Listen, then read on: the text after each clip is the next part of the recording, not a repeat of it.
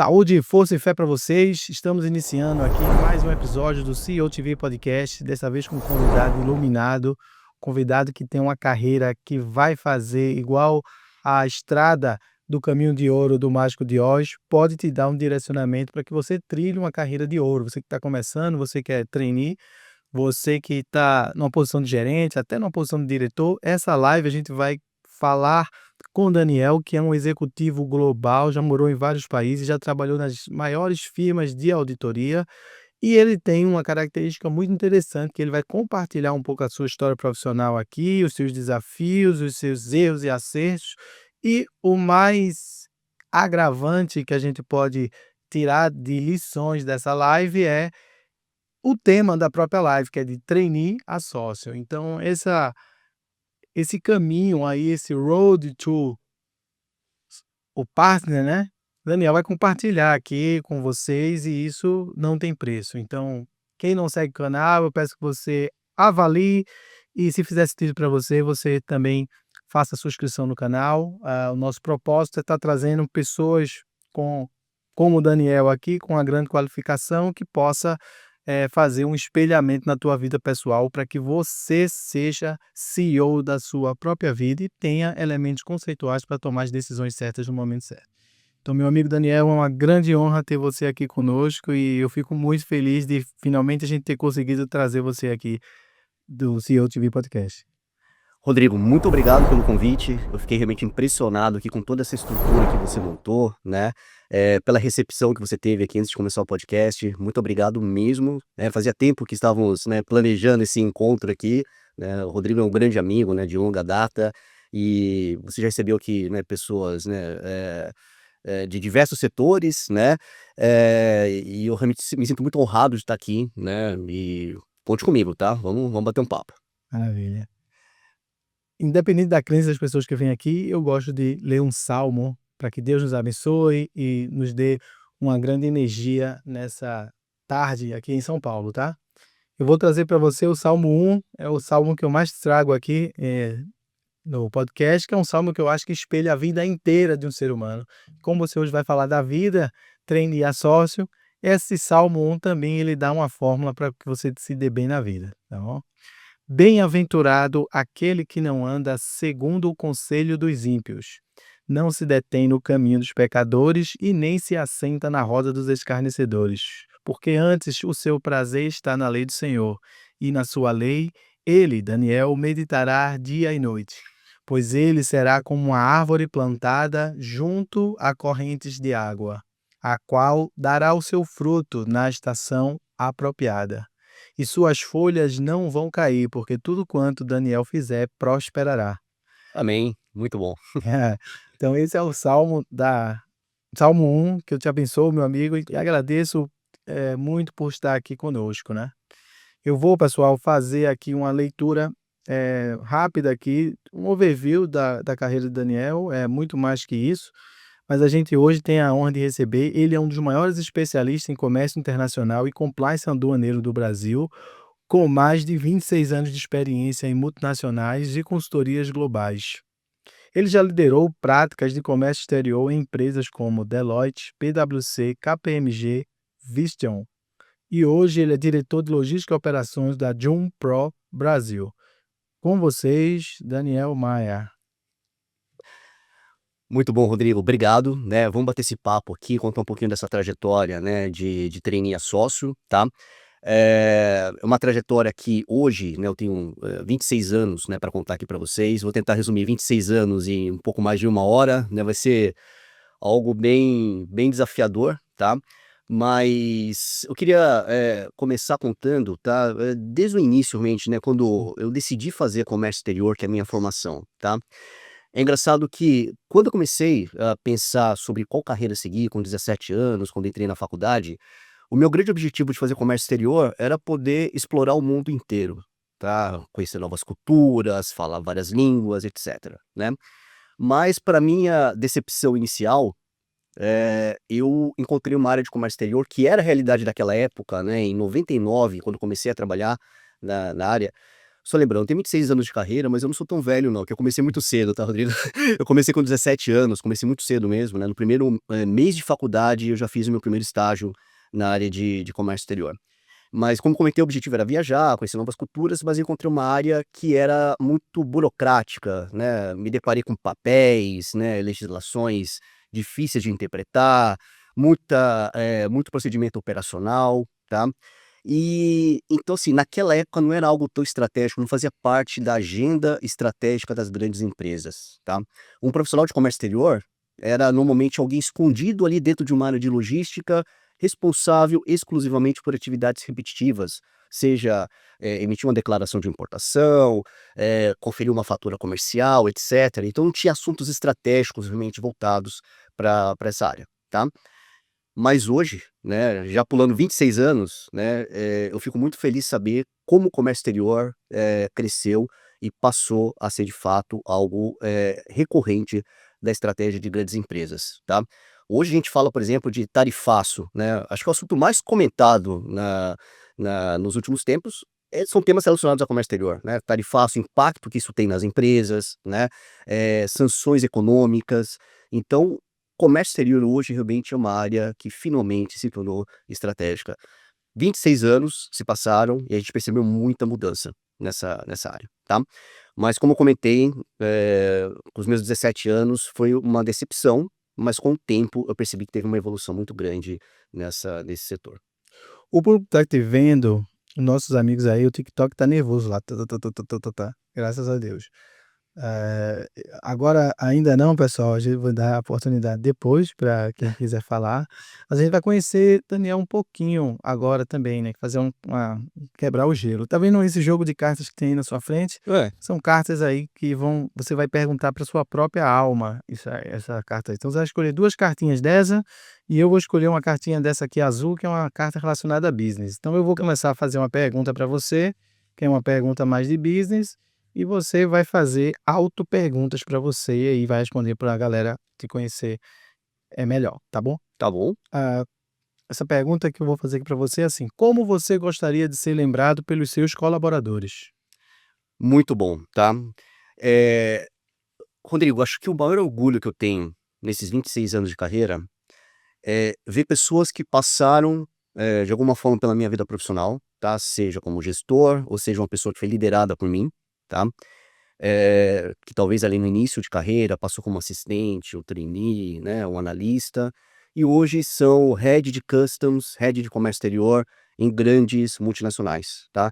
Eu poderia citar aqui, sei lá, 20, profissionais que hoje lideram realmente a prática de customs que trabalharam comigo nesses 26 anos, né, no setor automotivo, no setor de energia, no setor químico, healthcare, tá.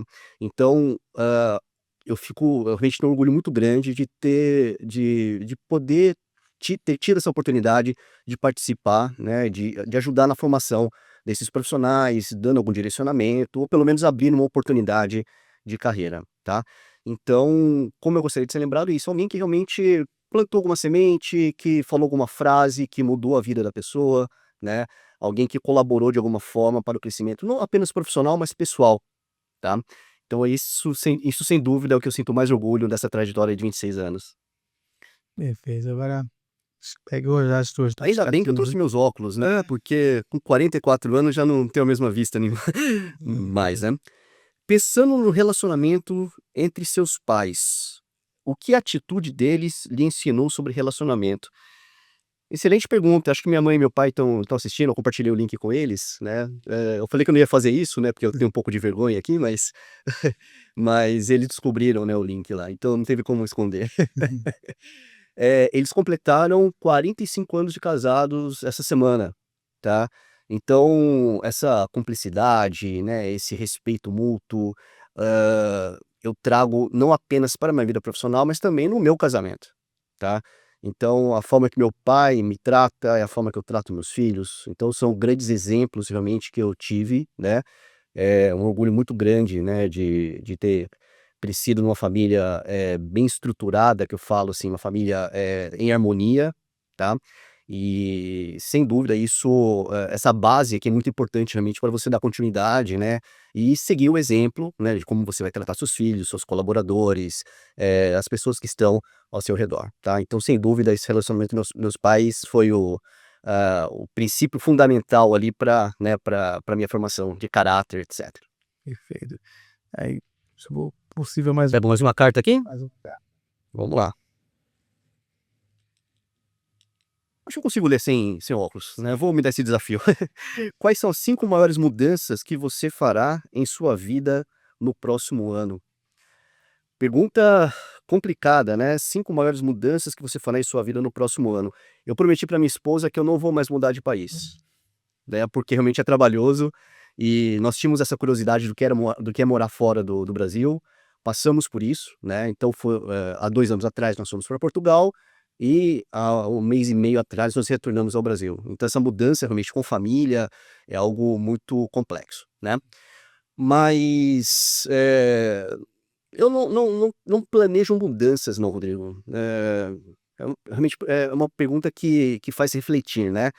Mas hoje o que que eu estou refletindo mais, ao invés de mudanças, né, eu fico pensando o seguinte: se eu tivesse todo o dinheiro do mundo, no que eu gostaria de trabalhar? Se eu não dependesse do dinheiro que eu ganho no dia a dia, né.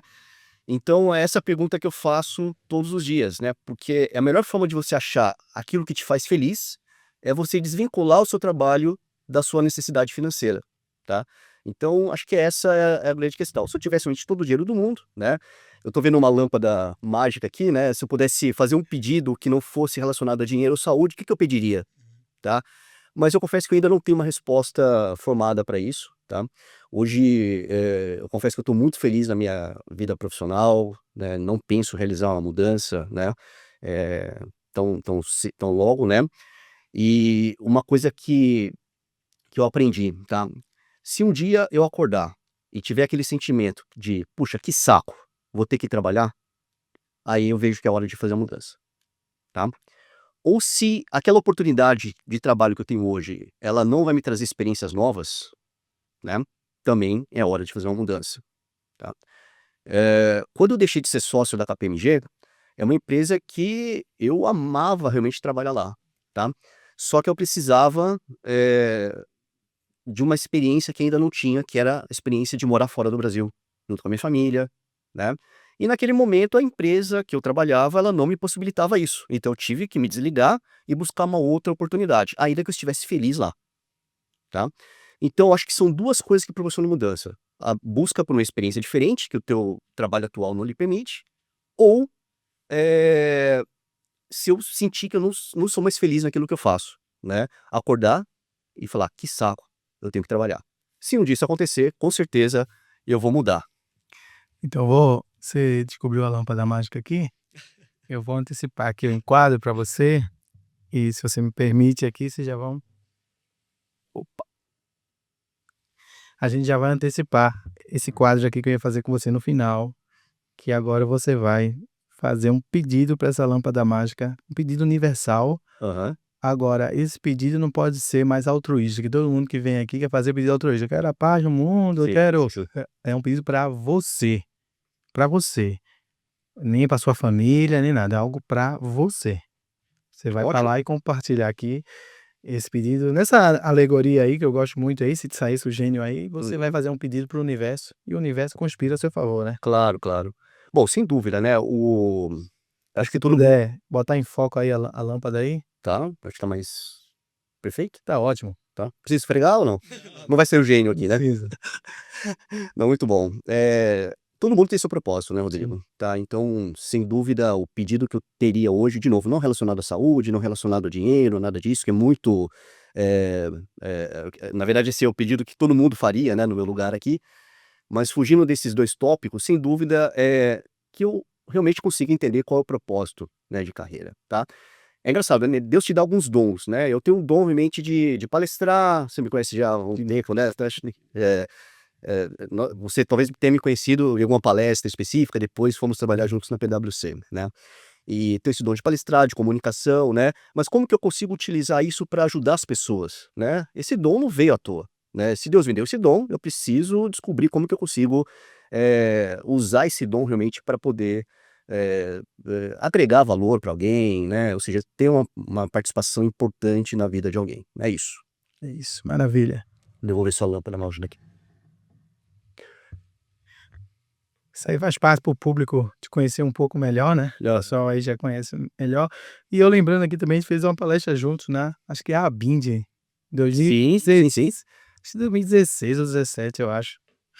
Maravilha. Então, voltando ao tema da nossa live, pessoal, que é de trainee a sócio, para quem não está muito acostumado com esse tema em inglês, né? Trainee é como se fosse a primeira posição, o primeiro cargo quando você está numa empresa que ela é global. Sobretudo, pensando assim, em primeiro nível, a empresa americana, que é um nome em inglês, né? Então, trainee é aquele jovem que entra, que é um jovem, não é um estagiário, ele tem uma proeminência para chegar até presidente da empresa, por isso que o nome dele é trainee, que é como se fosse em treinamento. Então essas empresas que o Daniel passou e que eu também, trabalhei durante alguns anos, elas têm essa vocação essa carreira, que você pode começar como trainee, vai ter vários níveis de aprendizado e pode chegar a ser sócio da empresa. Então o Daniel vai falar um pouquinho aqui dessa ele começou a falar aqui da sua experiência, mas vai falar com a gente aqui sobre isso. Tá. Rodrigo, contando um pouquinho da minha vida, né? Eu nasci em São Paulo, né? E ainda muito novo eu me mudei para Minas Gerais. E depois eu voltei para São Paulo para fazer faculdade aos 17 anos, né? Minha mãe sempre comenta, né? O Daniel foi para São Paulo apenas com uma mala, tá? Morei com a minha avó durante muito tempo, né? Então acho que minha avó posso apontar como o primeiro anjo, né? Que apareceu na minha vida, que me ajudou, né? Minha avó, minha tia, etc., que moravam em São Paulo. Ah, mas eu queria realmente contar uma história que é muito interessante. Quando eu tinha 17 anos, eu estava buscando o meu primeiro estágio, primeira experiência profissional, né? E eu tive muita sorte de entrar numa empresa chamada Aduaneiras, que eu tenho uma gratidão, assim, extrema, né, por essa empresa, tá? Aduaneiras, na época, ainda é hoje, né, uma grande referência em termos de conteúdo de comércio exterior, e naquela época a consultoria da Aduaneiras era muito forte, tá? E era uma consultoria diferente, por quê? Você ligava como cliente para Aduaneiras, tá? E os profissionais que estavam do outro lado da linha, era por telefone mesmo, né, que não tinha, né, a internet ainda estava começando naquela época, né, tirava dúvida, por telefone, tá? Então, você queria saber qual era a classificação fiscal de um determinado produto, você ligava, tirava dúvida, você queria saber qual é o imposto de importação para automóveis, né? Enfim, e isso deu uma agilidade muito grande, tá? Só que na Aduaneiras eu fui contratado por um profissional, né? Eu vou até falar o nome dele, ele faleceu já, Luiz Martins Garcia, que é o grande anjo da minha carreira, tá? Com 17 anos, apareceu na minha vida. Eu fui contratado, é uma pessoa que era conhecido de ser uma pessoa com relacionamento muito difícil, pessoa muito famosa já na área de comércio exterior, né? Já faleceu há um tempinho, mas continua sendo muito famoso, escreveu vários livros na área de exportação, né? E eu fui contratado, né? E por incrível que pareça, ele me contratou com o único objetivo de estudar. Então eu não tinha computador para trabalhar, eu não tinha telefone, tá? Durante 1 ano e meio eu fiquei apenas estudando. E era engraçado que esse profissional que me contratou, já tinha seus 60 e poucos anos na época, em 99, né? Ele era professor universitário, professor da GV, professor do IMES em São Caetano, então ele já tinha esse lado acadêmico muito forte, e realmente ele me contratou para formar um profissional, tá? Durante 1 ano e meio eu não trabalhei, eu apenas estudei, e estudava realmente com livros, tá? Então era uma mesa que não tinha nada, ele me dava o livro, e ele aplicava a prova, e eu era estagiário naquela época, né? Ele recebia por isso ainda, recebia minha bolsa auxílio lá como estagiário, então estudava e ainda fazia a prova, né? Era muito maçante, era pesado, né, porque eu estava ansioso para começar a trabalhar logo, tá, mas, parecia que eu nunca estava pronto para aquilo, mas isso me deu uma base tão absurda, né, em termos de legislação aduaneira, em termos de agilidade, né, para poder, entender o conteúdo de comércio exterior, porque a partir do momento que eu comecei a trabalhar ali na consultoria, pegando o telefone e respondendo dúvida de cliente de bate-pronto, né, você acaba realmente tendo essa agilidade muito grande, tá. Não sei se hoje, com 44 anos, eu teria essa agilidade, essa energia que eu tinha lá com 17, né, 17, 18, 19 anos. mas foi um grande anjo. E aí foi engraçado que esse senhor, né, o Luiz Martins Garcia, ele também, além de ser o gerente dessa consultoria, na qual eu estagiava, ele também era um professor muito conhecido na própria Aduaneiras, tá? E, e aí foi engraçado que ele era um cara que não gostava muito, assim, de conversa, é um cara mais ranzinza, né? Mas foi a pessoa também que me inspirou para poder começar a dar aula. Eu comecei a dar aula em comércio exterior com 22 anos de idade, tá? E aí foi muito engraçado que teve um dia que eu estava dando aula na Aduaneiras e ele também estava dando aula numa sala ao lado, tá? E como eu comentei, ele é uma pessoa um pouco ranzinza, então a gente não tinha um relacionamento muito forte ali pra gente ter trabalhado junto, né? E aí quando terminamos de dar aula, ele entrou no elevador, eu entrei no elevador atrás dele, né? E aí eu tive uma grande oportunidade, né, de agradecê-lo por tudo aquilo que aconteceu. Que eu falei simplesmente o seguinte: olha, eu entrei na Aduaneiras, eu te conheci mal sabendo que exportação se escrevia com X. E hoje estou aqui dando aula de exportação e eu devo isso graças ao senhor, né, que me deu essa oportunidade, né, de aprender, de crescer profissionalmente, né? E hoje estou aqui do seu lado dando aula como você, né? E aí o que é mais emocionante dessa história é que um mês depois ele faleceu, tá? Mas ali aos 45 minutos do segundo tempo, eu tive a oportunidade de agradecê-lo por todo o impacto positivo que ele teve na minha carreira, tá? Então, Rodrigo, acho que é por isso que eu aprendi também o quão importante é você ajudar outras pessoas. Então são pessoas que às vezes precisam de um empurrãozinho, de uma oportunidade, né? Que tem realmente ali que tem uma vontade, né, de crescer e tem um potencial muito grande, mas se você não abrir as portas, não dá oportunidade, realmente ele fica estagnado, tá? Então, da mesma forma que eu tive um anjo, eu tento, da melhor forma possível, ajudar as pessoas que passam pela minha carreira, pela minha trajetória, tá? Então eu ofereci o começo da minha carreira, né? Então eu comecei ali na Aduaneiras, dando aula e também como consultor, e eu era trainee nessa época, né? Então eu até gostei muito desse título de trainee a sócio, porque eu fui de trainee a sócio exatamente em 12 anos, né? Eu fui de trainee a diretor em 8 anos, 8 anos, não, desculpa, em 10 anos, trainee a diretor em 10 anos, e de trainee a sócio em 12 anos, e é algo que realmente eu tenho muito orgulho, né? Porque não foi fácil, né? Eu passei por momentos difíceis, momentos de tensão, momentos de dúvidas, tá? De insistência, né? Mas percebi que realmente, quando eu olho para trás, que valeu a pena, que foi uma carreira, está sendo ainda uma carreira muito consistente, muito sólida. Você teve uma carreira muito proeminente e eu queria já vi, assisti, sou fã da forma que você tem essa facilidade da exposição de palestras, domina muito bem o palco.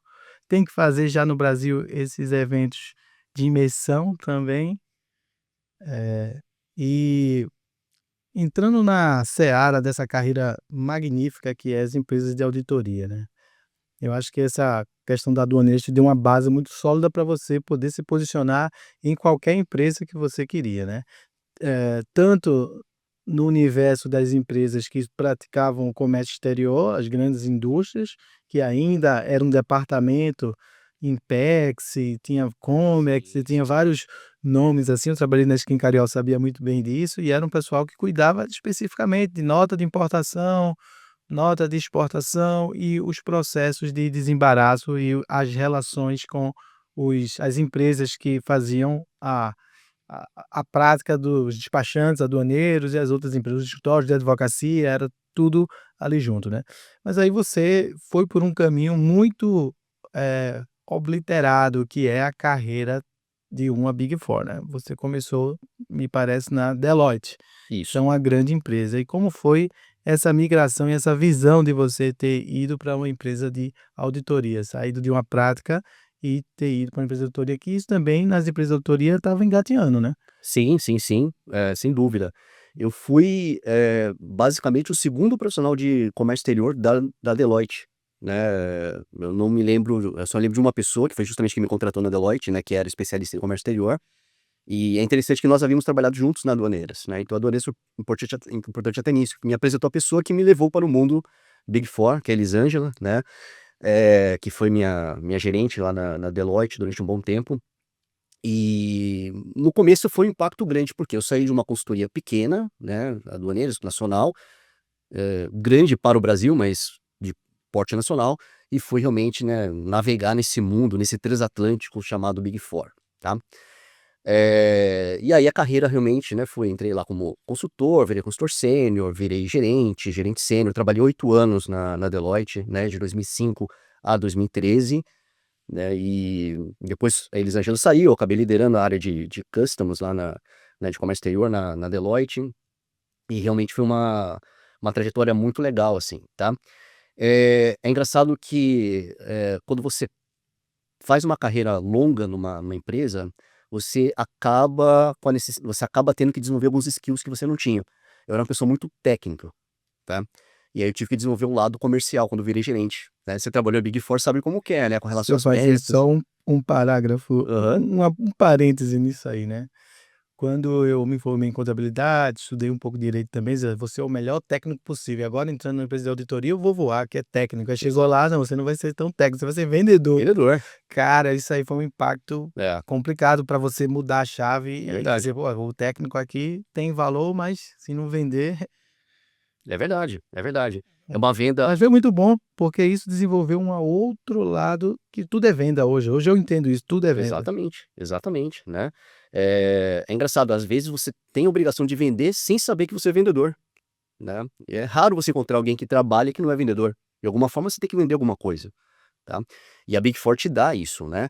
Então ela te desenvolve tecnicamente na base ali antes de você realmente virar gerente para um cargo de liderança, mas depois que você se torna um gerente, aí a cobrança comercial é muito grande. Tanto é que existem vários treinamentos que são oferecidos para esses profissionais, para aprender técnicas de venda, tá. Mas é uma venda totalmente consultiva, né. Então a venda é embasada pelo lado técnico, senão você não consegue vender, perfeito? Então, e eu virei gerente na Deloitte em 2008, né, e aí desde então eu praticamente fiquei o tempo todo só vendendo, né, aquilo que eu conhecia do lado técnico. É realmente uma mudança grande, né, e você precisa correr atrás, você precisa realmente desenvolver isso. E aí são vários skills que você tem que desenvolver quando você se torna um gerente, né. Liderança, inteligência emocional muito importante. Aliás, acho que inteligência emocional é o skill do futuro, tá? Quem não cuidar disso, realmente não consegue. Ainda que você seja um bom técnico, ainda que você seja um bom comercial, mas se você não conseguir lidar, né, com a pressão que o mundo corporativo te impõe, você não sai do lugar, né, você fica travado, tá? O medo ali, ele vai realmente te travar, então é importante essa questão da inteligência emocional.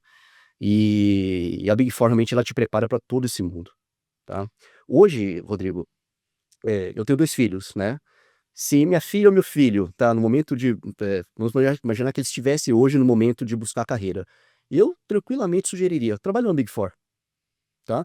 Talvez eu não vou sugerir virar sócio em Big Four, mas até ali o comecinho do cargo de gerente, eu acho que vale muito a pena, que seria uma base tão grande nessas empresas, que você leva para toda a sua vida e depois você decide que caminho que você segue, quer trabalhar na indústria, quer abrir sua própria consultoria, ou quer seguir o mesmo caminho que eu segui até virar sócio em uma Big Four, né, então é algo realmente fantástico. Sem dúvida, a gente que depois que sai de uma Big Four, é um selo de um crachá global ou qualquer lugar do mundo que você chega, até no aeroporto, você diz que trabalhou na Deloitte, trabalhou na EY, trabalhou na PwC, na KPMG, as pessoas te olham diferente em qualquer lugar do mundo. Então isso de fato é uma base que é imensurável, foi a maior base de trabalho que eu tive na vida, de experiência e realmente te prepara para anos-luz. A gente quando está inserido naquele contexto, a gente também não enxerga a dimensão que isso te leva quando você sai de lá. Esse crachá eterno que você tem, trabalhei na Price, trabalhei na Deloitte, não é isso? Exato, e o mais valioso é o networking, porque você trabalha com tantas pessoas, é uma rotatividade grande também de profissionais, tá. Então, às vezes, uma pessoa que foi seu assistente, vai para a indústria e do nada torna seu cliente, né. Então o networking ali que você faz trabalhando numa Big Four é algo impressionante. Hoje eu conheço muita gente do mercado da área tributária, da área de comércio exterior, justamente porque eu trabalhei em 3 das Big Fours, né, então muita gente até brinca comigo: "Ah, só falta uma para você completar o álbum", né, mas e eu tenho muito orgulho disso realmente, porque eu conheci muitas pessoas, né, e deixei realmente grandes amigos em todas essas empresas que eu passei, e aprendi muito também, né, aprendi demais com grandes profissionais, né, e nunca esqueço também de você, Rodrigo, né, que foi um grande profissional. Chegamos a dividir sala ali Ah, na PwC, né, durante um tempo, exatamente. então foi muito bom. E a tua passagem para a PwC, porque, muito se fala trocar 6 por meia dúzia, né. Você está numa empresa consolidada, PwC e Deloitte ficam se revezando entre primeiro e segundo Uhum. globalmente em Sim, sim. resultado, né. E o que é que te fez sair da Deloitte, que naquele momento poderia ser a primeira ou poderia ser a segunda, mas está sempre ali com o PwC, Uhum. para ir lá para a Price, que estava engateando, começando uma área, não sei se foi com o Celso Grazioli que tu começasse essa área, Não, não, quem já era foi o com o Reis. já foi com o Sim, Reis, sim. caramba, já foi com o Uhum. Reis. E aí, como foi que te fez nessa dentro desse nosso tema de trainee a sócio, você já estava na Deloitte muito bem, Uhum. já liderando a área, de você optar e ir para o concorrente e fazer também um trabalho brilhante lá na Price. É engraçado que a gente acha que Big Four é tudo igual, né, mas são empresas totalmente diferentes, tá. Uma é mais voltada para questões de diversidade, a outra é uma empresa mais despojada, a outra é uma empresa mais formal, né. Eu me lembro que na época de PwC nós usávamos gravata, né. O máximo da informalidade que existia naquela época era você tirar a gravata na sexta-feira, né. Então, enquanto, outras Big Four já estavam com outro estilo, né, de dress code, né, usava calça jeans, né, camisa polo, etcétera. O estilo do sócio também é totalmente diferente, tá. Então acho assim, na verdade é uma experiência nova, é uma cultura diferente, apesar de ser Big Four, são empresas totalmente distintas, né. E em questão de projeção de carreira, tá. Eu saí da Deloitte como gerente sênior e fui para a PwC como diretor, né. Então esse salto de carreira também é algo que, se você planejar direitinho, pode ser benéfico para a tua carreira, né, então foi muito bom, e era um projeto muito interessante da PwC ali, que já tinha uma área de customs construída pelos meus antecessores, né, eu só dei continuidade no ótimo trabalho que foi feito ali. Maravilha. Isso era uma liderança do Reis, né? Isso, exato, exato. Liderança do Reis. Uhum. Maravilha. E aí você na PwC talvez acendeu de novo essas chamas e essas janelas globais que você tinha no seu coração, lá desde a época da Aduaneiras, né, Exato. de querer, dar esse passo. E você da PwC foi para a KPMG, não foi? Eu passei Desse rapidamente para uma empresa chamada RSM, RSM. isso, que é uma empresa, que é a sexta no ranking das auditorias, né, então nós temos as Big Fours, a BDO em quinto lugar e a RSM como a sexta maior do mundo, né, então nos Estados Unidos é muito grande, na China, se eu não me engano, é o número 2, então é uma empresa bem estruturada fora e no Brasil começando, né. Não foi uma passagem rápida, logo eu recebi esse convite da KPMG, né, fui contratado como sócio-diretor, e aí depois eu fui promovido a sócio na empresa, né. Então, ali eu pude experimentar uma estrutura um pouco menor, né, uma empresa que estava praticamente começando aqui no Brasil, né, eu estava estruturando a área de Customer na RSM, para depois voltar realmente para aquela estrutura de transatlântico que eu já estava acostumado, que foi no caso da KPMG, Foi pós-Price já, né? foi pós-Price, exatamente, exatamente. Né, em 2019 eu entrei na KPMG, fiquei até 2023. Ficou um bom tempo na Sim, KPMG, sim, né? quase 5 anos, quase 5 anos. E nesse balanço, o que que você diria em poucas palavras de diferença entre Deloitte, Price e KPMG? A questão da formalidade, né, eu vejo a PwC hoje eu sei que mudou um pouco, né, mas naquela época era uma empresa muito mais formal, né, do que a KPMG e a própria Deloitte, tá. A questão de cultura, tá, vejo a KPMG com uma cultura muito mais voltada para a questão de diversidade, né, de realmente de abraçar, né, todos os profissionais, é um ambiente um pouco mais leve de trabalho, né. Então acho que essas são as grandes diferenças que eu notei, assim. Mas, tem uma base muito parecida, né, em termos de faturamento, de cobrança, de soluções que são oferecidas para o mercado, então são muito próximas, né, mas é o estilo realmente de cada empresa que acaba diferenciando um pouco. Que maravilha. Tá. Faltou só a UI, né, aí, né. Faltou só a UI para completar o álbum aqui, né. A UI eu trabalhei na UI, é uma empresa fantástica, sensacional, bem mais informal do que a PwC. Eu acho que a PwC hoje era a UI quando eu talvez estava saindo da UI, que a UI se juntou com a Terco, né. Uhum. Sim, sim, sim. E a Terco trazia um braço muito grande de informalidade, uma empresa nacional, mas a Ernst Young é uma empresa sensacional também de trabalhar, Sim, bem sim. sensacional. Não, sem dúvida, né. Mas o mais importante, assim, Rodrigo, que eu vejo, não é nem as empresas que eu passei em si, né, mas a mudança que realmente teve na área de comércio exterior que eu estava comentando no começo aqui do nosso bate-papo, tá? Uhum. Hoje eu já fui um pouco mais do que hoje, né? Mas ainda sou muito ativo na questão de LinkedIn e tal, de escrever artigos, etc, né? Eu escrevi um artigo que eu defendo muito a ideia de que hoje é importante ter um C-level voltado para comércio exterior, que nós não temos ainda nas empresas. São raríssimas empresas que têm alguém de comércio exterior com assento, né, no C-level, tá? Até acho que deveria, né, ser criado um cargo chamado Chief Trade Officer, tá? Um CTO, né? Ou seja, um cara responsável que reporta direto para o CEO da empresa para assuntos de comércio exterior, tá? Porque você imagina o tamanho do risco hoje de uma empresa que não se atenta para uma questão de sanção econômica, tá? Uma empresa que não se atenta para questões geopolíticas.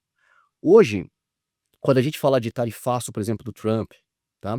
Você percebe que a questão geopolítica está totalmente, como que eu posso dizer, não está sólida, né? A gente percebe uma mudança muito grande nessas questões, tá?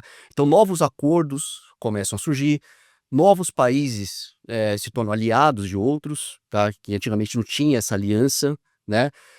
Você tem que buscar novos fornecedores, porque a questão da tarifa acaba impactando muito a tua empresa, tá? E não somente isso, outros temas que já são mais característicos, né? Se você erra uma classificação fiscal de um produto, não recolhe imposto de forma correta, se você não considera um acordo internacional, você acaba pagando imposto que não precisaria ter sido pago, tá? Então, a área de comércio exterior, hoje, como eu falei, não é mais aquela área que era no passado, né? Totalmente operacional, eh, repetitiva, atividades repetitivas. Hoje é uma questão totalmente estratégica. E por que que as empresas não têm esse cargo se levam alguém específico de comércio exterior, tá? Então faria todo sentido, né? Hoje algumas empresas já têm essa estrutura, mas ainda é algo muito raro no mundo inteiro. Até a nível de conselho de administração, né, ter essa voz diretamente desse profissional que você indicou aí, essa necessidade de ter esse efluente do nascedor dessa posição, né. Exato, exato. Normalmente quem leva essas questões é o diretor financeiro, que muitas vezes sabe de forma high level, né, não é um especialista. Agora eu creio que isso hoje, Daniel, isso vai mudar. Com toda esse panorama geopolítico que você falou, eu creio que isso vai mudar. Ó. Exatamente, exatamente, Rodrigo. Eu vivenciei um pouco desse mundo, né, quando eu trabalhei na Vision, né, dando um pouco de continuidade aqui na minha carreira, né. Entrei na KPMG, como sócio-diretor, fui promovido a sócio, tá, e depois eu recebi um convite que foi realmente algo que mais me deu, orgulho na minha carreira, que foi para assumir a liderança de customs da consultoria na América Latina, né, desculpa, na América toda, né, inclusive Estados Unidos e Canadá, tá. Então eu tinha ali na KPMG a missão de coordenar 300 profissionais na área de customs, né. Então, nós tínhamos o líder global de customs, eu era responsável Américas, tinha um responsável Europa e um responsável pela Ásia, tá. E era um comitê executivo ali da área de customs, tá. Então, realmente ali foi algo que me encheu de orgulho, né, por um convite. Normalmente essa posição é atrelada ou é atribuída a um americano, tá, mas não foi atribuída a um brasileiro, né, que liderava inclusive a área dos Estados Unidos, tá.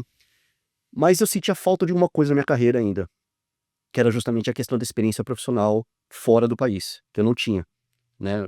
Eu fui de trainee a sócio, sempre no Brasil, e como eu comentei, a KPMG naquela época não pôde me oferecer essa oportunidade. Mesmo com essa posição global, eles não te deram a possibilidade de você, por exemplo, morar nos Estados Unidos?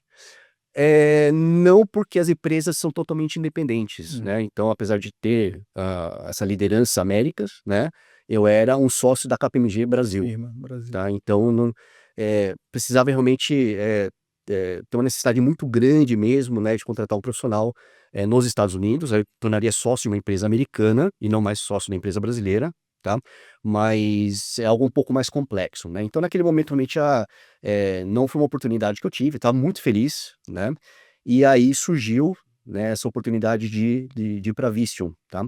A Vistion era minha cliente na época de KPMG, e durante um projeto eu conheci o vice-presidente de logística da Vistion, né, que me fez esse convite, para assumir uma posição global de customs em Portugal, tá. A Vistion, apesar de ser uma empresa americana, a maior fábrica da Vistion fica em Portugal, lá em Palmela, né?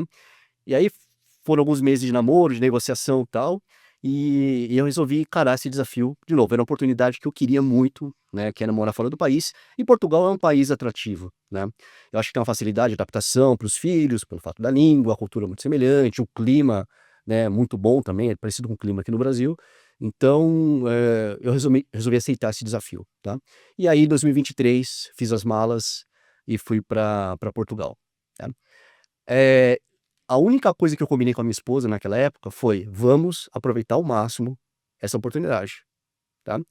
E nós fizemos isso muito bem, tá. Então conhecemos mais de 10 países na Europa, né, e fomos todos, tá. Eu, minha esposa, meus filhos e meu cachorro também, né. Meu cachorro foi pra Espanha 4 vezes, né, então é bem viajado, né. Então realmente foi muito intenso. Eu fiquei lá 2 anos, né, e foi algo muito muito bacana. E a posição que eu tinha na época era de Head Global de Customs na Vistion. E eu tinha exatamente esse papel de CTO, tá. E essas questões geopolíticas é algo que eu precisava coordenar. A Vistion, para quem não conhece, tá, é a empresa global líder na fabricação de painéis de veículos, painéis, clusters, etcétera, tá. Então, por exemplo, os painéis da Volkswagen, BMW, várias, montadoras são fornecidos pela Vistion, tá, e a maior fábrica deles fica justamente lá em Portugal, onde eu trabalhei. Então era uma missão muito grande, né, porque eu tinha que controlar o mercado na Índia, na China, México, né, aquela complexidade ali da fronteira México-Estados Unidos, que tinha que ficar de olho. No Brasil, com fábrica em Manaus, também super complexo. Então eu fazia essa coordenação global ali da área de customs, e foi uma experiência muito bacana, né. Até que eu estava em um evento e eu conheci, né, o pessoal da Joom Pro, tá, que estava procurando realmente alguém para coordenar a logística da empresa, aqui no Brasil e na América Latina, tá. Também foram alguns meses de namoro ali e tal, né, chegamos a um acordo e eu resolvi encarar esse desafio. E uma das coisas que mais me chamaram a atenção é que depois de 2 anos em Portugal, surgiu aquela vontade de voltar ao Brasil, porque aquela experiência que eu queria, eu já estava vivendo, estava satisfeito, né, e então já estava realmente com essa vontade de retornar, né, ao Brasil.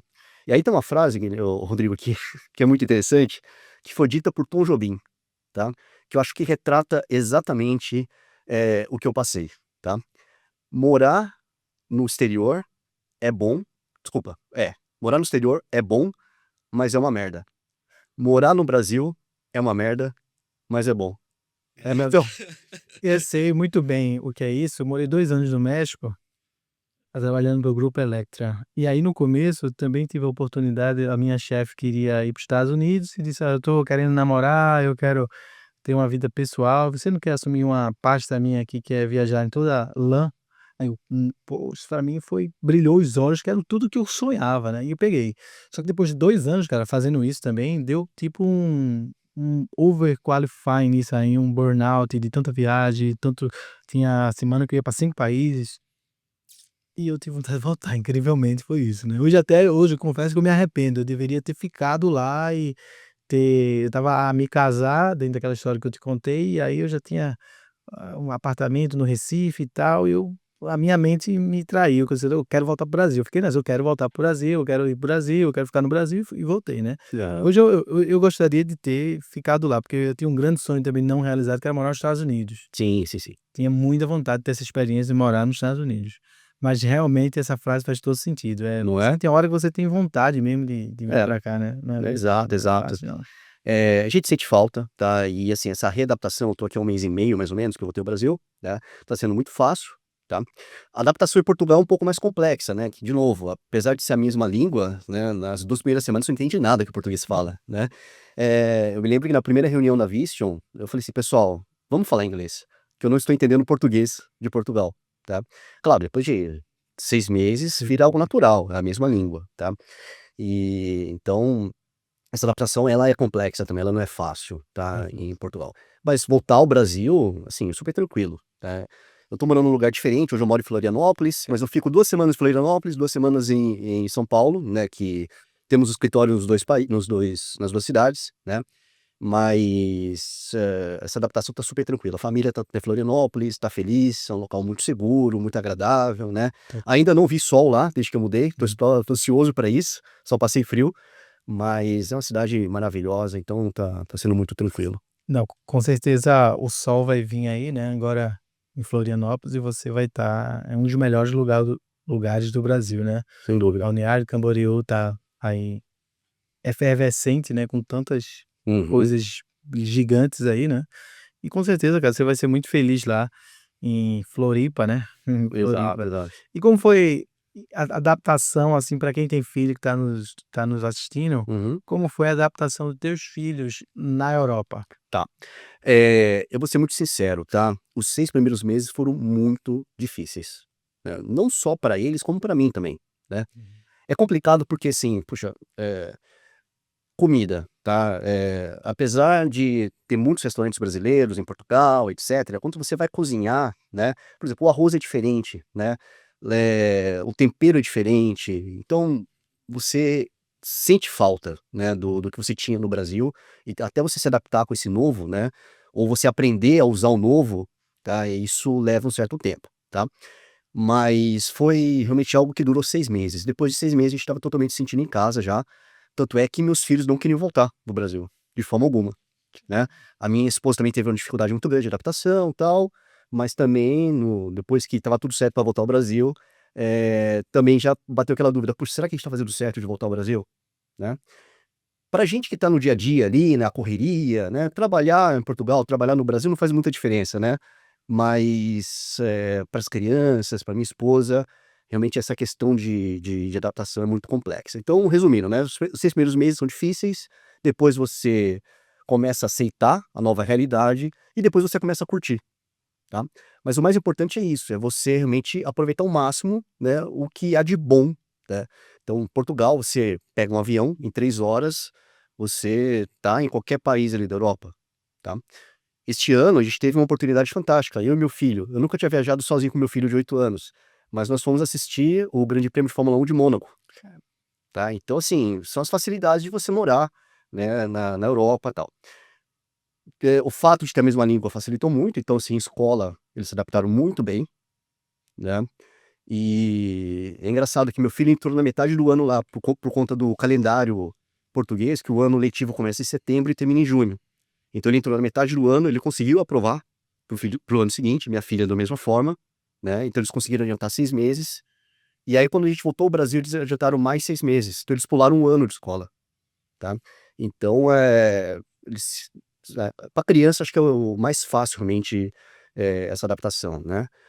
O pessoal comenta muito também, Rodrigo, da questão de preconceito, do povo português com o brasileiro, tá. Eu não passei por qualquer situação de preconceito, nem eu, nem minha esposa, nem meus filhos, mas eu sei que existe, tá. Então, são os portugueses mais tradicionais, que às vezes não aceitam realmente, né, essa invasão de brasileiros que temos lá em Portugal. Hoje tem mais de 1 milhão de brasileiros em Portugal, tá. E nitidamente a gente percebe isso, né. Um país que tem 10 milhões de habitantes, pelo menos 1 milhão é brasileiro, 10% é brasileiro, no mínimo, né. É. Então, talvez os portugueses mais tradicionais aceitam, mas isso aqui são exceções. No geral, né, realmente, é um povo muito legal que abraça realmente o brasileiro, que é de Moçambique, Cabo Verde, de todos os países, né, e não vejo realmente essa questão de preconceito tão forte assim. E falando um pouco para quem está nos escutando de Europa, você agora virou um local na Europa, né. O que é que você achou de mais fantástico na Europa, de tantas coisas que tem fantástica lá, e o que é que você também achou, dificultoso, assim, você não gostou da Europa? Se tem alguma coisa que você não gostou, mas deve ter, você local, Sim, sozinho lá, o que é que você acha? sim. Esse panorama aí. É muito diferente você ir como turista, Sim. né, de você morar em Portugal, tá. Sem dúvida, pontos positivos, né, segurança, então, lá você anda com o celular, você anda com o telemóvel, né, na rua tranquilamente, né. Talvez alguns lugares de Lisboa ali você tem que tomar um certo cuidado, mas, são poucos locais que você tem risco ali de ser assaltado, etcétera, mas no geral é um país muito seguro, muito tranquilo, né. Raramente você vai ouvir de um assassinato, né, ou de um assalto à mão armada, isso é algo que ainda não faz parte da realidade de Portugal. Isso é muito bom, te dá tranquilidade, porque a tua família está lá, né? Outra questão, trânsito, tá? Tirando também algumas regiões específicas de Lisboa ali, no geral, você consegue eh, eh, trafegar tranquilamente pelo país todo, tá? Então você programa que às 9 horas da manhã você vai estar em tal lugar, você vai estar em tal lugar. Às 11 horas você vai estar em outro lugar. Não é igual São Paulo, né, que você não tem certeza se você chega ou não por conta do trânsito, tá? Então acho que você consegue programar e fazer mais coisas, o dia rende muito mais, tá? O verão em Portugal é fantástico, porque 10 horas da noite ainda tem sol, né? E eu morava em Setúbal, que é uma cidade de praia, então nós ficávamos na praia 9h30, 10 horas, etc, né? E o português, ele tem um equilíbrio muito bom também da vida pessoal e vida profissional.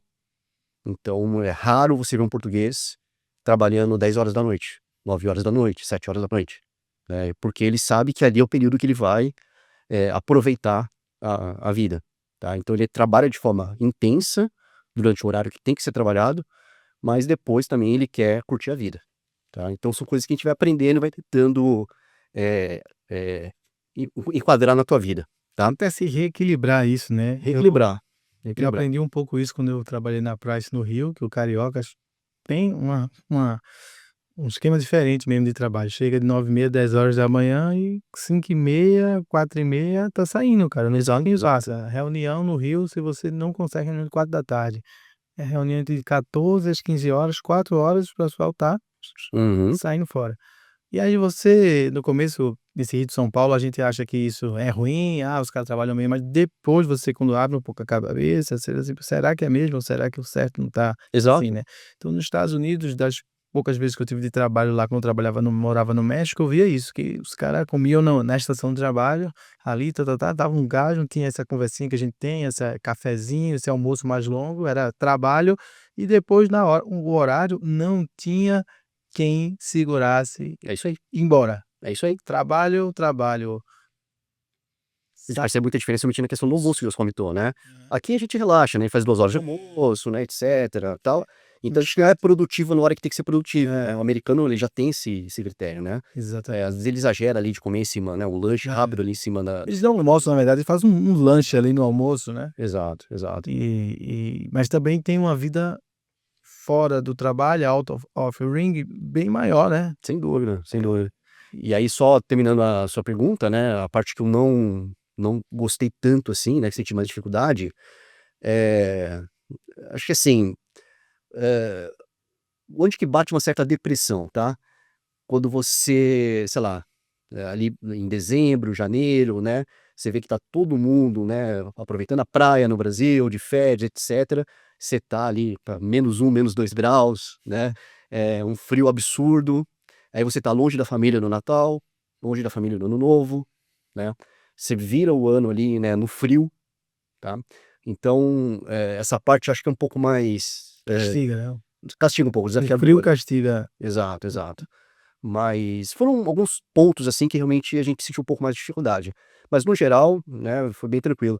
Uma estratégia que eu adotei, por exemplo, nos 2 natais que eu passei em Portugal, eu sabia que ali seria um momento que poderia dar uma certa depressão, né, justamente porque a família toda estava unida aqui no Brasil, reunida no Brasil, e nós lá isolados em Portugal, só nós 4, né. E aí o que que a gente fez? A gente viajou, né, então a gente passou um Natal na Espanha, outro Natal a gente passou em Londres, né, justamente para não sofrer ali aquele negócio de não estar com a família. Então você tem que buscar algumas alternativas, né, para você lidar com essa dificuldade, tá, porque realmente é difícil ficar longe da família, não é tão fácil, Não, não é longe não. dos amigos, né. É muito complicado. E o que conselho a gente vai começar com 2 níveis de conselhos aqui, até para fazer um corte. Que conselho você daria para um jovem que ingressou no Big Four como trainee, para que ele se mantenha até aquela posição que você disse, gerente, ou consiga fazer esse translado até sócio? Porque eu vejo que são 2 abismos grandes. Um é É, sair de trainee até gerente, esse acho que é uma parte da carreira. Agora, de gerente a sócio é outro profissional. Você tem que se transformar, se ressignificar, ter vários aliados para você conseguir, senão somente aliados, já, senão não consegue. Então eu queria que você desse esse conselho em 2 vértices, esse de trainee a gerente e de gerente a sócio. tá.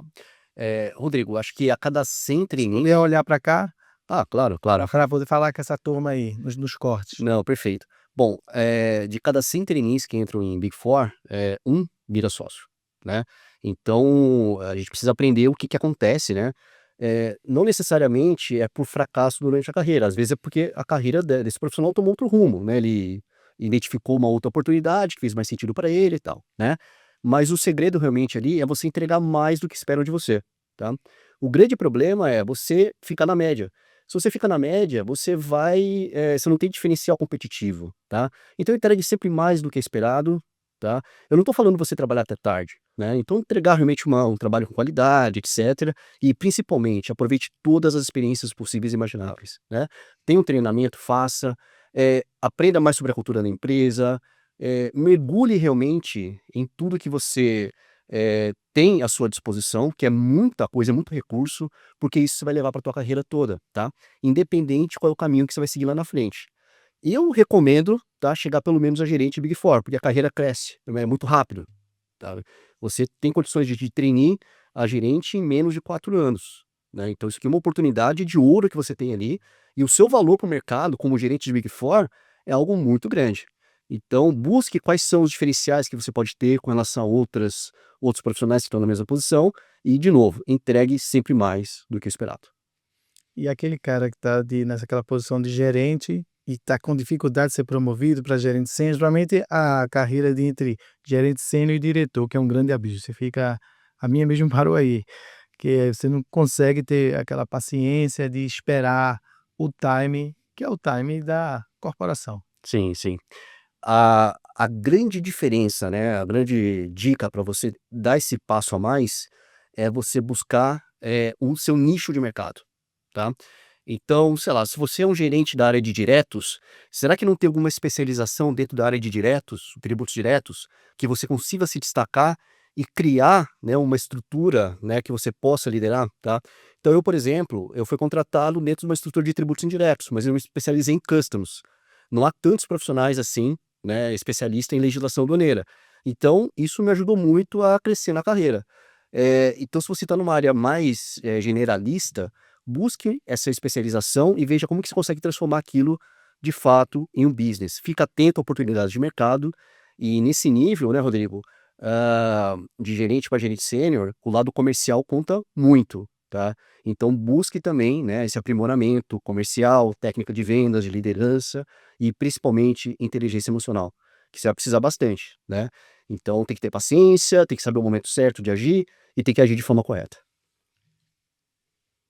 A gente consegue agora, queria que se fosse possível a gente fazer um panorama global, mais high level sobre a questão do tarifaço Uhum. Trump, né.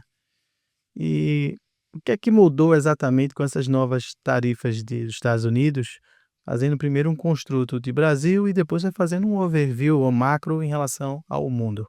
Tá, tá. Rodrigo, se você me permite, eu vou inverter, tá? Vou falar do global primeiro, né? É algo bem rápido, tá? Até para não ficar muito técnico aqui, né? Mas eu vejo a questão do Trump em 2 momentos diferentes, tá? Em um, eu entendo que ele acertou, e no outro, quem sou eu, né? Mas eu entendo que ele errou, tá? O primeiro momento é o diagnóstico. Se você compara hoje os dados, tá? É nítido que há um desequilíbrio, tá? Então, os Estados Unidos, ele compra muito mais do que ele vende, tá? A China já é um país superavitário. Então, para um país ser superavitário, o outro tem que ser deficitário. E Estados Unidos, de fato, era deficitário.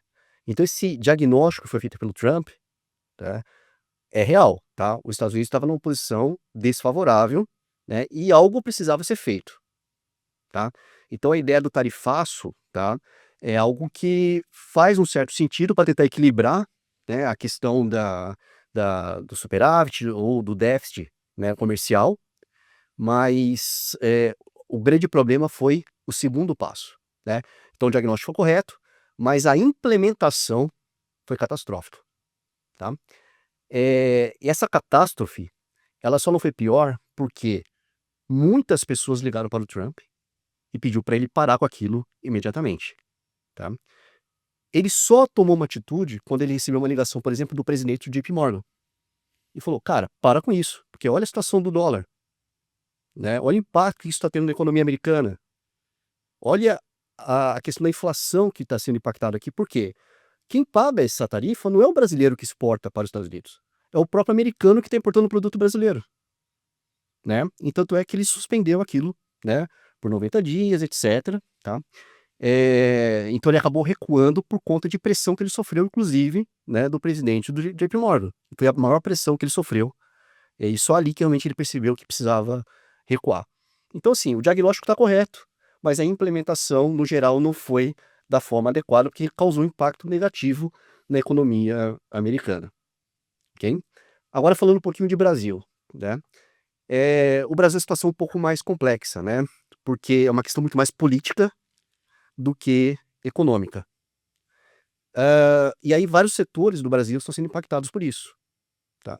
Eu posso citar aqui, por exemplo, a questão da agroindústria de carnes, né?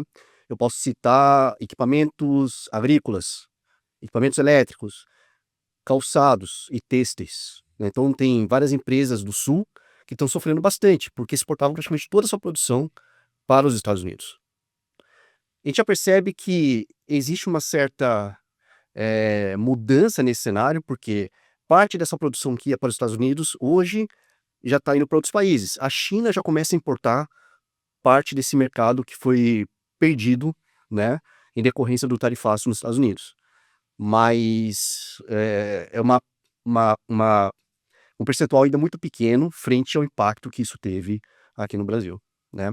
Então, é uma questão complexa, tá? No Brasil, o tratamento está sendo um pouco diferente por uma questão mais política do que econômica, né? Mas, no geral, né, eu posso resumir que tivemos esses dois steps da questão da tarifa. Uma acertada e a outra, na minha opinião, totalmente catastrófica. E agora a tarifa de retaliação do governo, né, afetou muitas empresas de tecnologia que se juntaram, fizeram um pleito coletivo ao Trump sobre essa sobretaxação que vem se cogitando Exato, para as empresas de tecnologia americana que estão no Brasil, que exato, vai tornar o negócio muito complicado de se manter aqui, né. exato, exato.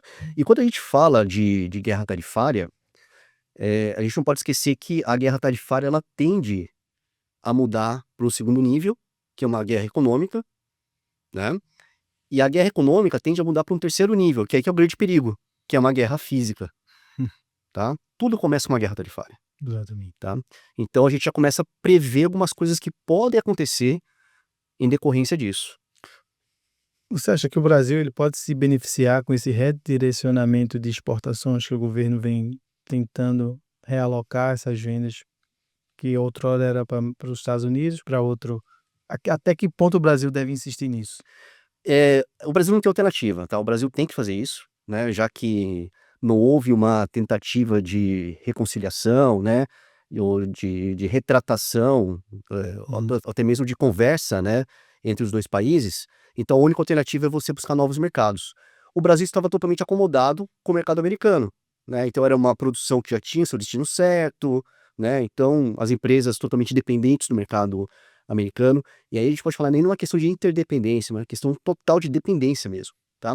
E aquele negócio, né, quando você pede algo que você tinha como certo, você tem que se mexer e buscar novos mercados. Então sim, há mercados para o produto brasileiro que sofreu com a questão do tarifaço nos Estados Unidos, mas é uma questão complexa. A gente já percebe realmente um aumento muito grande de exportações para a China. Então a China já consumiu boa parte desse mercado que o Brasil acabou perdendo por conta do tarifaço. Pode ser positivo sim, tá, Rodrigo? Né? E também não vejo uma questão crítica de risco de guerra física aqui no Brasil, que a América do Sul acaba ficando um pouco isolada, né, de tudo que envolve guerra física, tá? Se a gente tomar como base, né, o que aconteceu na Segunda Guerra Mundial, o país que ficou isolado da guerra física foram os Estados Unidos, né? E foi o país que mais cresceu com a Segunda Guerra Mundial. Então, se ocorrer uma terceira guerra mundial, talvez a América do Sul ela se isole disso e ela pode crescer justamente por não ter participado de uma guerra, tá? Então, acho que eu vejo como positivo esse cenário. Claro, o cenário de guerra nunca é positivo, né? Uhum. Mas para o Brasil pode ter um impacto bem menor. Pensando aqui em estratégias para as empresas globais, né?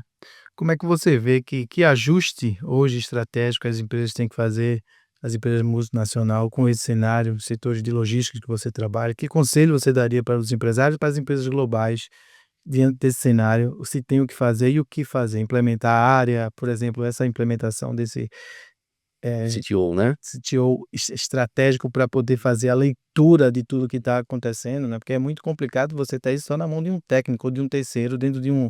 Sim. Isso tem um impacto de caixa econômico que precisa alguém liderar isso aí.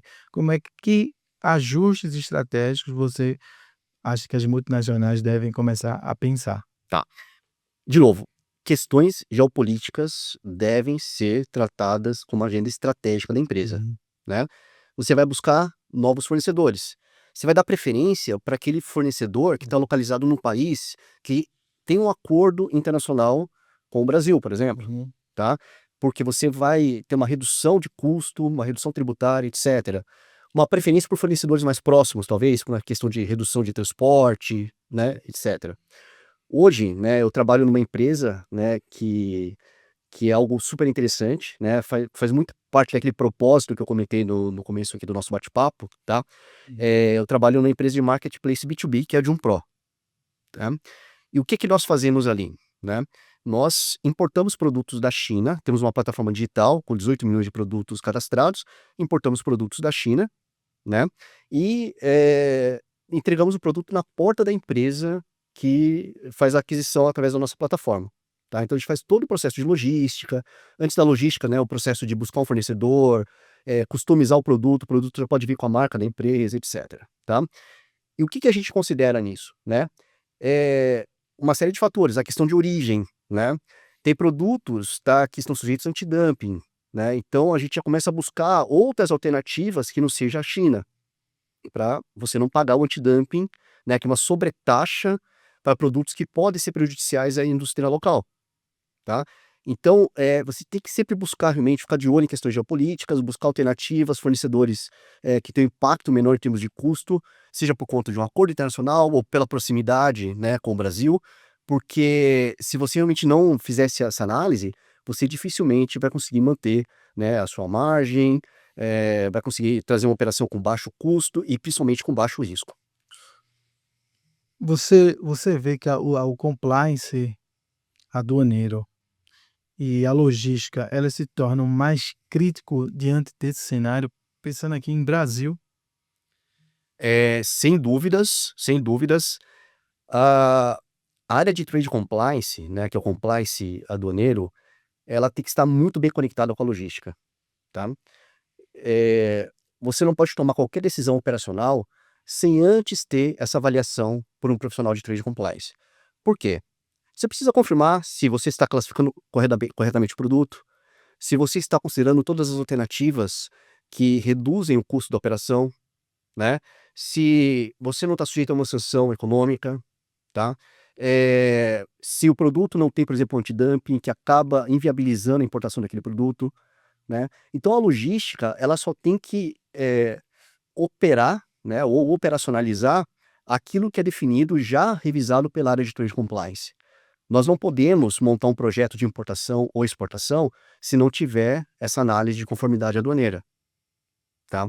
As penalidades que nós temos, Rodrigo, na área aduaneira é algo absurdo, tá? Se for constatada uma fraude, por exemplo, as multas que você recebe praticamente inviabiliza a continuidade do negócio, tá? Você praticamente fecha as portas da sua empresa e não volta mais a operar, tá? Você pode ter situações graves, por exemplo, de você ter o bloqueio do seu radar, que é a autorização que você tem para importar ou exportar aqui no Brasil, e você fica um tempão sem poder executar nenhuma operação de importação e exportação. Então, você imagina para uma empresa que depende, né, de fornecedores estrangeiros, se tiver o seu radar bloqueado e você não conseguir mais realizar importações, tá? Então, realmente, a área de Customs, Trade Compliance, é uma área que ainda tem poucos profissionais especialistas, é uma oportunidade muito grande para quem quer se destacar na área de comércio exterior, né? Recomendo realmente buscar treinamentos nessa área, aprender legislação, aprender quais são os riscos e oportunidades que a área de comércio exterior tem, porque realmente existem pouquíssimos profissionais preparados para esse tipo de atividade. Se a gente for, deixa eu colocar aqui rapidinho aqui. Uhum. Se a gente for fazer um olhar agora prospectivo de futuro, né? Como você enxerga o futuro do comércio global nos próximos 5 anos, diante desta onda de protecionismo, tarifas, Tá. Você precisa buscar parceiros, especializados e conhecimento técnico, tá, para que você possa sobreviver esse momento de incerteza de uma forma super tranquila, né. Hoje é basicamente o papel que nós fazemos lá, né, hoje eu trabalho na Pro como facilitador de importações, né. Então não é fácil você trazer um produto da China. Ainda mais as empresas, né, que hoje estão começando a importar, tem muita dificuldade realmente, né, de identificar quais são os custos atrelados à operação, quais são os riscos, etcétera. Então é importante realmente ter parceiros que possam facilitar a operação para você e principalmente garantir que você faça a coisa certa, tá. Que às vezes você encontra parceiros que encontram uma operação que pode ser realizada de uma forma mais barata, mas com risco absurdo. Hoje, a Receita Federal, a aduana, tem uma tecnologia muito avançada para poder evitar, né, que você tenha fraudes, que você tente, né, recolher o imposto de forma indevida, ou classificar um produto com outra classificação fiscal, justamente para pagar um imposto reduzido. Então hoje, esse tipo de prática que no passado era muito comum, hoje é muito perigoso, né, e a Receita Federal pega isso de uma forma muito fácil. Então tenha parceiros confiáveis, com grande reputação, que esse é o grande segredo para você sobreviver esse momento de incerteza no comércio exterior. Então, por exemplo, hoje nós acompanhamos toda a questão geopolítica, então qualquer alteração que tenha, o cliente fica ciente disso, né, e essa empresa de facilitação de importação, ela se responsabiliza por tudo aquilo que é relacionado ao processo de trazida de produtos ao Brasil.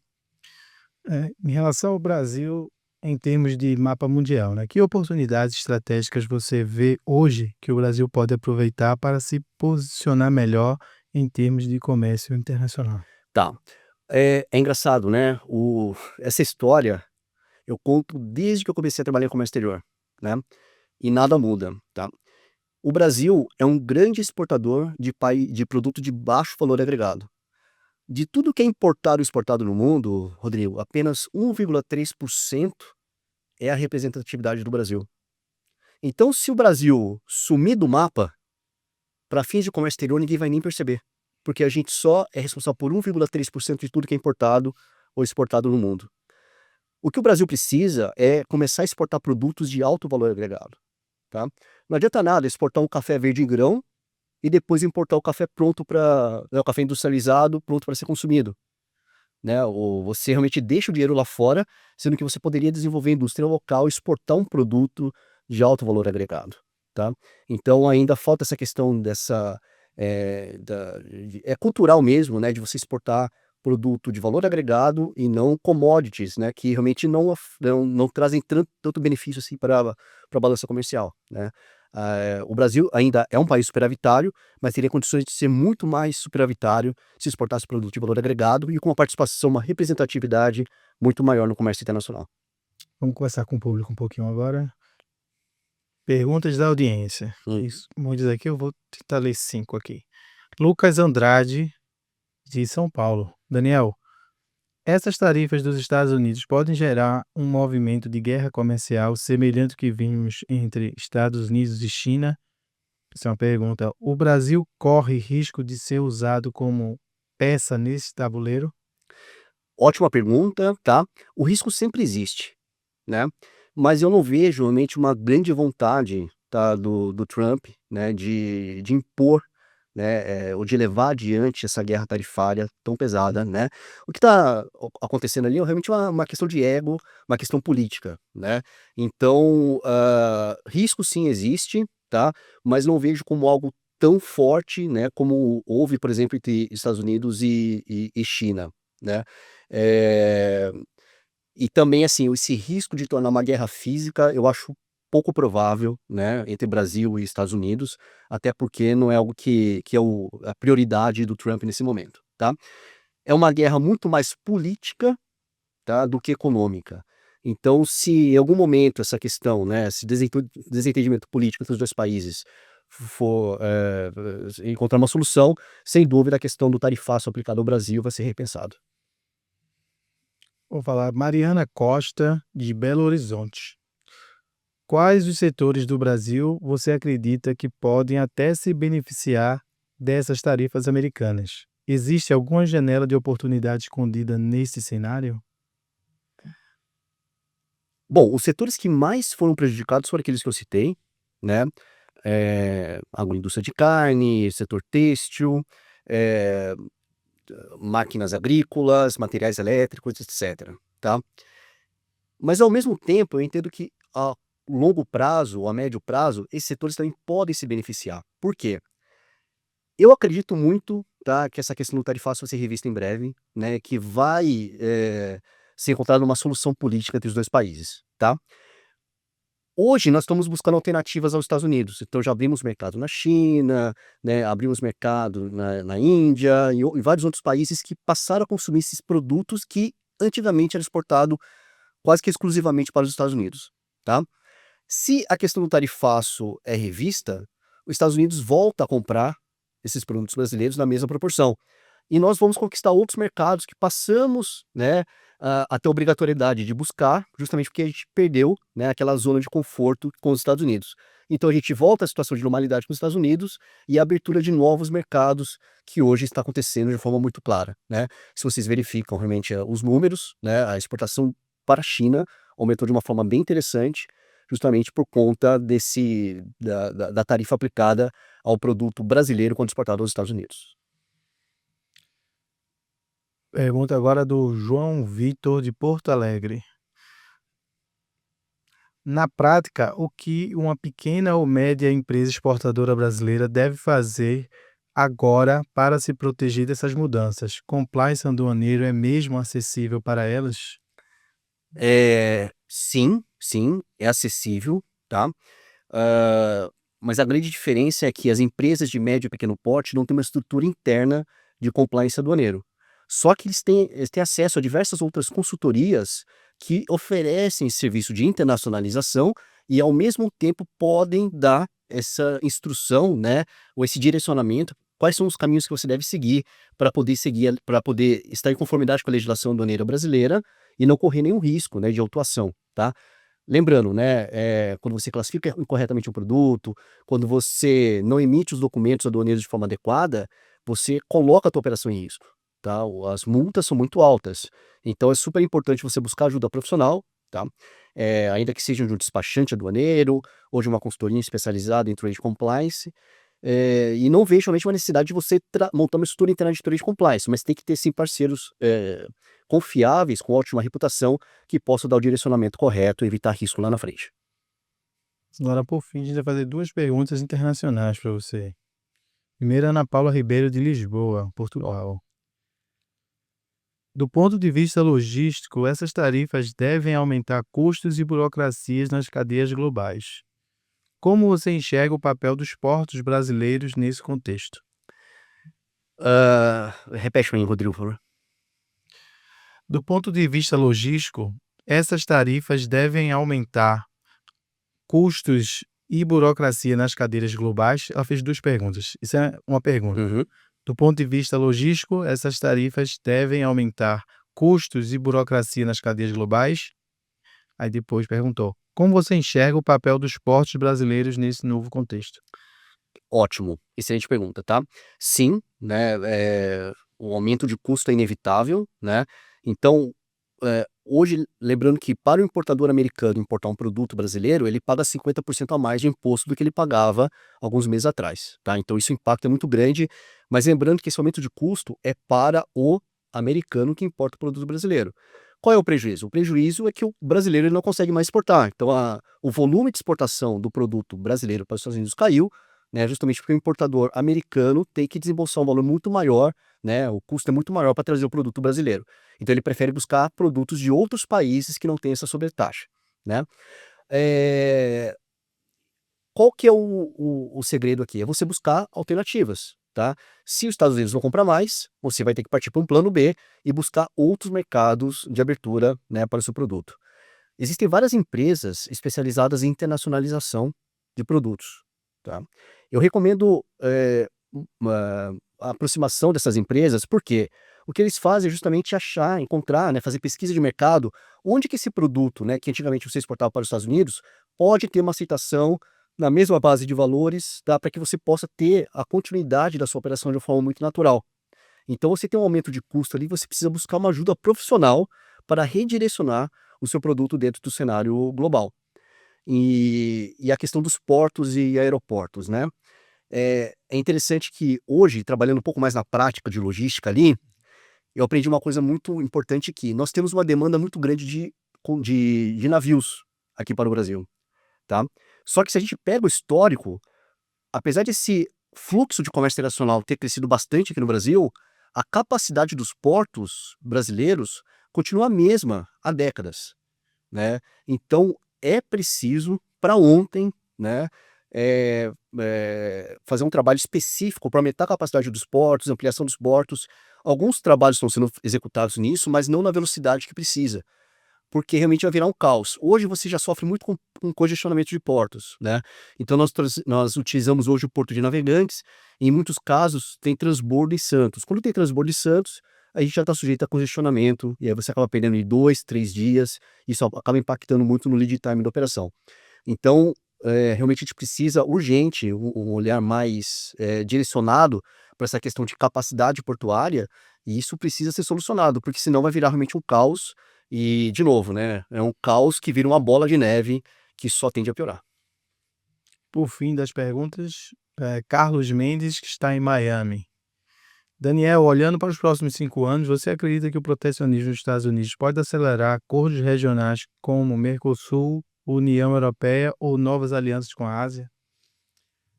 Sem dúvidas, desde quando eu comecei a trabalhar no comércio exterior, eu ouço falar do acordo Mercosul-União Europeia, né? E parece que o assunto avança e do nada esfria, tá? Parece sempre que quando surge o assunto Mercosul-União Europeia, é uma notícia requentada, né, que volta ao mercado, enfim. Eu acredito muito que essa dificuldade, né, de exportarmos agora para os Estados Unidos acabe acelerando realmente essa necessidade de novos acordos comerciais. O Brasil tem uma dificuldade muito grande, né? Por ser um país membro do Mercosul, ele não pode assinar um acordo, por exemplo, com a União Europeia sozinho, tá? Ele tem que assinar um acordo no âmbito do Mercosul. Então ele tem que levar os colegas do Mercosul junto para poder negociar um acordo com a União Europeia, tá? Então tem que ser um acordo Mercosul-União Europeia. Então isso dificulta um pouco o processo, né? Então os 4 países têm que estar de acordo e todos os países da União Europeia também têm que estar de acordo.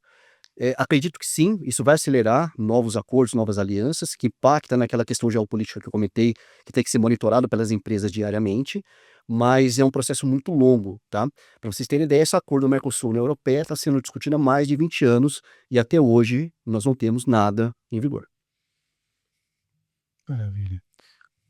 Então aqui nós vamos passar aqui para as nossas considerações finais aqui do nosso podcast. As ondas da internet nos levam a onde a gente nem imagina. Hoje a gente tem uma audiência que está em 22 países. Eu queria que você agora desse suas considerações finais, dando um recado aí para essas pessoas que estão nos escutando e vão nos escutar daqui até 100 anos, que eu já pensei um dia que o mundo acaba com a internet, Sim. ou algo similar. Então essa live vai ficar no YouTube, a gente vai passar para a outra dimensão e possivelmente essa live alguém vai ver isso anos e anos depois, essa live aí com um contexto histórico. Então eu queria que você fizesse uma mensagem agora, uma consideração final para esse pessoal que está nos vendo nesse nosso tempo e espaço e que vai nos assistir no futuro. Ótimo.